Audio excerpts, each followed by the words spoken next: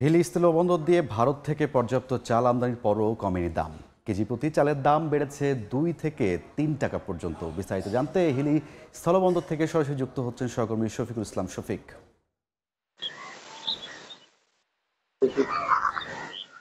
হিলি স্থলবন্দর দিয়ে ভারত থেকে চালের আমদানি প্রতিদিনই বৃদ্ধি পাচ্ছে। আগে যেখানে প্রতিদিন 20 থেকে 30 ট্রাক আমদানি হতো, এখন আমদানি হচ্ছে প্রতিদিন এখানে 50 থেকে 70 ট্রাক, কোনো দিন কিন্তু আরো বেশি আমদানি হচ্ছে। তো আপনি আমার পিছনে যে ট্রাকগুলো দেখছেন, এগুলো ভারত থেকে আমদানিকৃত পণ্যবাহী চাল বোঝাই ট্রাক। আমি আপনাকে যদি একটা তথ্য যে জানিয়ে রাখি, নভেম্বরের 11 তারিখ থেকে গতকাল পর্যন্ত ভারতীয় 173 ট্রাকে 62,677 মেট্রিক টন চাল আমদানি হয়েছে। তার মানে চালের আমদানি, পর্যাপ্ত চালের আমদানি আছে। তবে এত পরিমাণ চাল আমদানির পরও চালের দাম কিন্তু বৃদ্ধি পেয়েছে। গত 2 দিনের ব্যবধানে প্রতি কেজি চালের দাম বেড়েছে 2 থেকে 3 টাকা।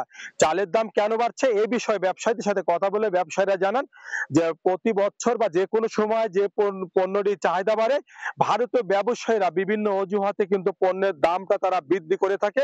এবারও তারা কিন্তু চালের দামটা তারা বৃদ্ধি করেছে। পাশাপাশি ব্যাংকে ডলারের দামও বৃদ্ধি পেয়েছে। ব্যবসায়ীরা যখন এলসি করতো 120 টাকাতে, যখন ডলারে এলসি করতো, এখন দেখা যাচ্ছে পরিশোধের ক্ষেত্রে কিন্তু 124 টাকা তাদেরকে পরিশোধ করতে হচ্ছে।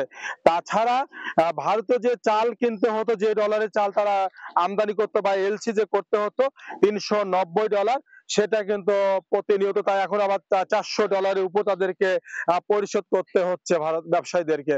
তো ব্যবসায়ীরা বলছেন যেহেতু পর্যাপ্ত চালের কিন্তু চাহিদা রয়েছে, সরকার যেহেতু চাল আমদানিতে শুল্ক যেহেতু প্রত্যাহার করেছে, এই সুযোগটা ভারতীয় ব্যবসায়ীরা কিন্তু সুযোগটা তারা কাজে লাগিয়েছে।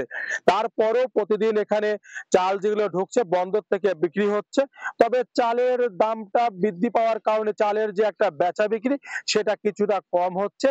তারপরেও ব্যবসায়ীরা বলছেন চালের পর্যাপ্ত কিন্তু এখানে চাহিদা রয়েছে। আমি সকালে ব্যবসায়ীর সঙ্গে, যারা আড়তদার, যারা এখানে পাইকার ব্যবসায়ীরা আসছেন, তাদের সঙ্গে আমি কথা বলেছি। তারা বলছেন বিশেষ করে চালের কিন্তু বাংলাদেশের দেশীয় যে ধান বা ধানের পুরো মৌসুম হলেও ভারতীয় চালের চাহিদা রয়েছে। আর চাহিদা থাকায় যেহেতু দাম কিছুটা বৃদ্ধি পেয়েছে, যে কারণে তারা কিছুটা কম কিনছেন। তো হিলি স্থল বন্দর থেকে চাল আমদানি বেচা বিক্রি নিয়ে আমার কাছে এতটুকু ছিল সর্বশেষ। হিলি স্থলবন্দর থেকে সরাসরি যুক্ত ছিলাম এতক্ষণ।